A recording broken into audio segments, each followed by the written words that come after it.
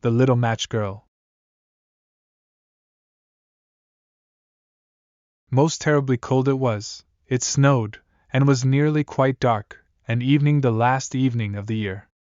In this cold and darkness there went along the street a poor little girl, bareheaded, and with naked feet. When she left home she had slippers on, it is true, but what was the good of that?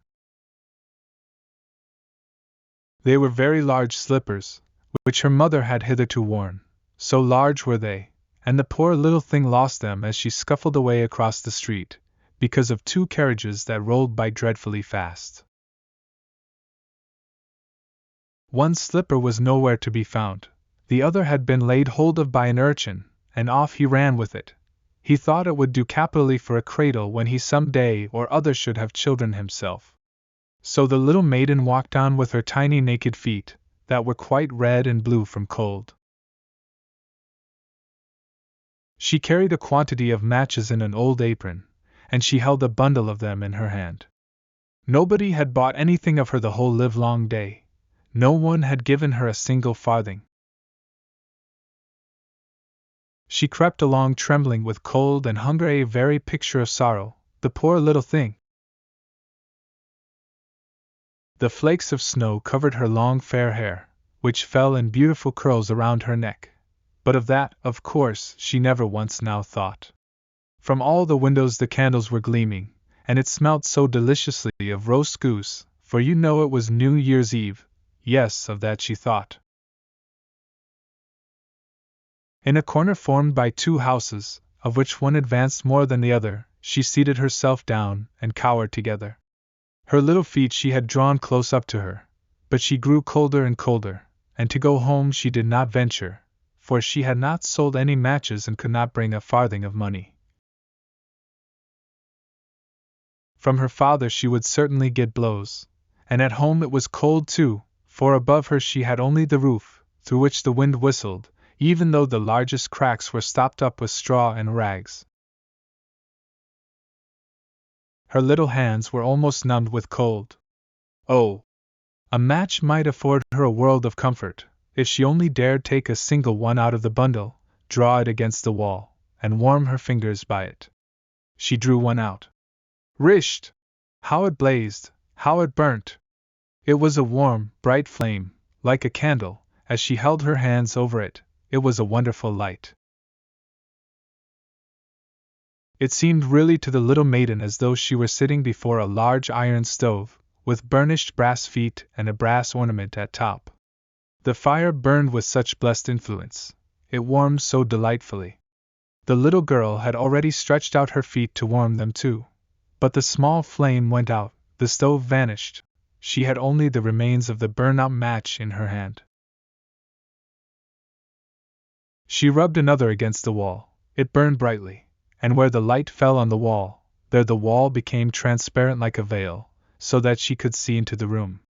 On the table was spread a snow-white tablecloth, upon it was a splendid porcelain service, and the roast goose was steaming famously with its stuffing of apple and dried plums. And what was still more capital to behold was, the goose hopped down from the dish, reeled about on the floor with knife and fork in its breast, till it came up to the poor little girl, when the match went out and nothing but the thick, cold, damp wall was left behind.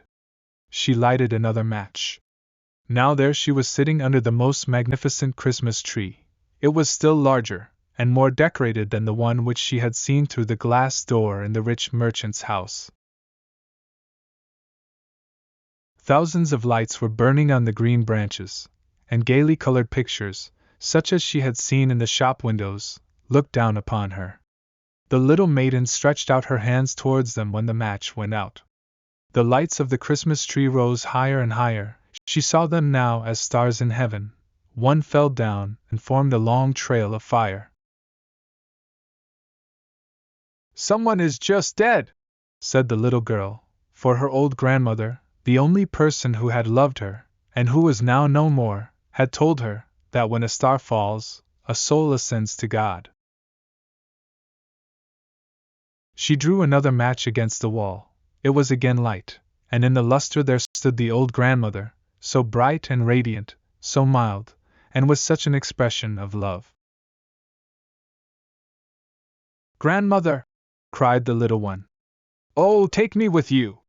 You go away when the match burns out, you vanish like the warm stove, like the delicious roast goose, and like the magnificent Christmas tree!" And she rubbed the whole bundle of matches quickly against the wall, for she wanted to be quite sure of keeping her grandmother near her.